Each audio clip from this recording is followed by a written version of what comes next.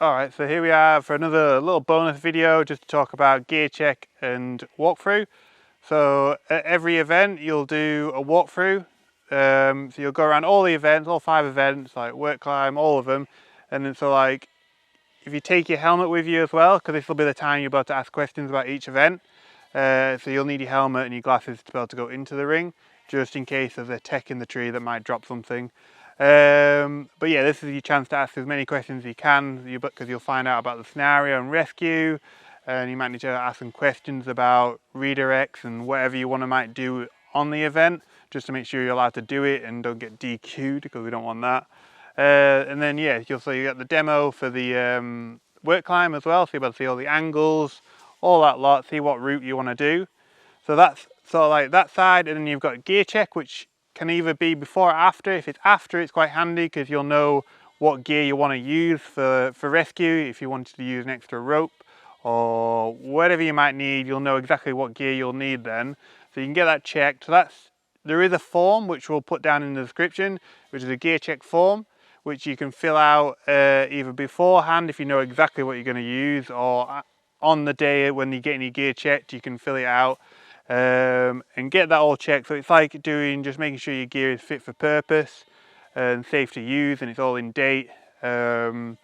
Also, like in Europe, most of your gear will have to be CE'd as well, so CE'd gear to use to climb in Europe.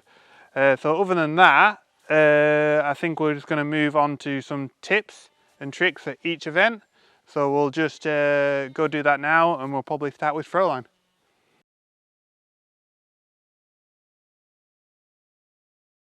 Okay, so a little tip here just for Throwline is what we like to call double bagging, which is this is your target here.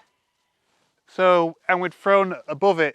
So we missed and we threw above it, but you didn't want to lose this line which is above it. So what you can do is actually drop your bag over this limb into the scoring position. So using a second Throwline, you'd reattach that onto the one you originally threw, and then what you're looking to do here is literally just pull it up and then just drop it over the limb, just like that. Drop that down, then you can remove the one that you originally threw, then get the knot undone.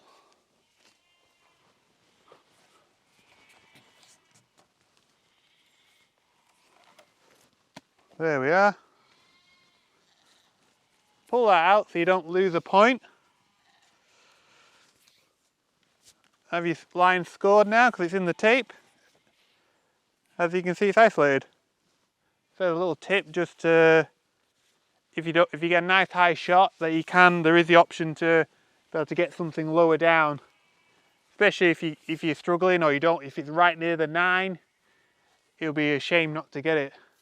So yeah, there's one little tip there for you.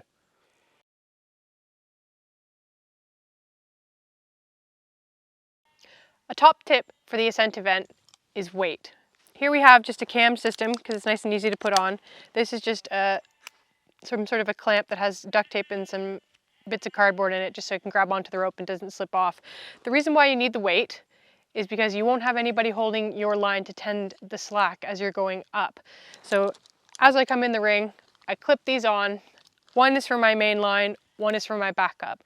If you are not running a designated separate backup, then you don't need a second set of weights.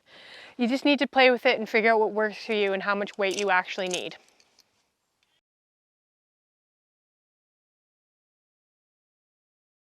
Okay, so a tip for speed climb is probably the best one I can think of is looking where the belay line goes and making sure to follow that, because there's so many times where you've seen people where they're absolutely flying up and then they duck under a branch and then they realise that the belay line's gone the other way. So just making sure that you're looking up to make sure just to follow it all the way. That's one tip for that. And then maybe another one is just when you use your harness, make sure you take everything off. Like sometimes it can even be worth taking bolts off, because they can, as you know at work, they'll clip onto branches when you don't want them to. Things like that, or have locking bolts, so you can lock them to make sure they don't come open and snag on anything. So yeah, just shedding any weight that you don't need. So yeah, that's my tip for belayed speed climb.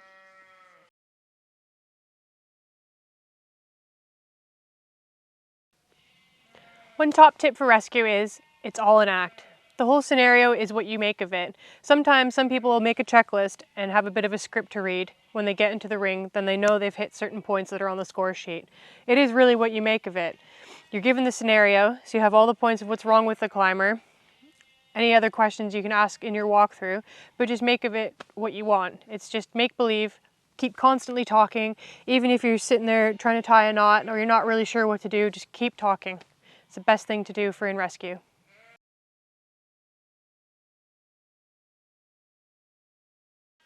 Okay, so tip for work climb would be to stay smooth and consistent throughout. Speed, it's not all about speed really. If you're smooth, smooth is fast. Also audible warnings for everything, and use 2 hands when you hit the bell. It's just easy, just use 2 hands on the bell and call everything. Every time you're about to hit the bell, just make sure you call it. When you're unclipping the pole saw, just call it. Just keep shouting out, stand clear, whatever you want as your audible warning. And yeah, like I just said, smooth is fast. So I talked about walkthrough first, didn't I? Yeah. Alright, you going?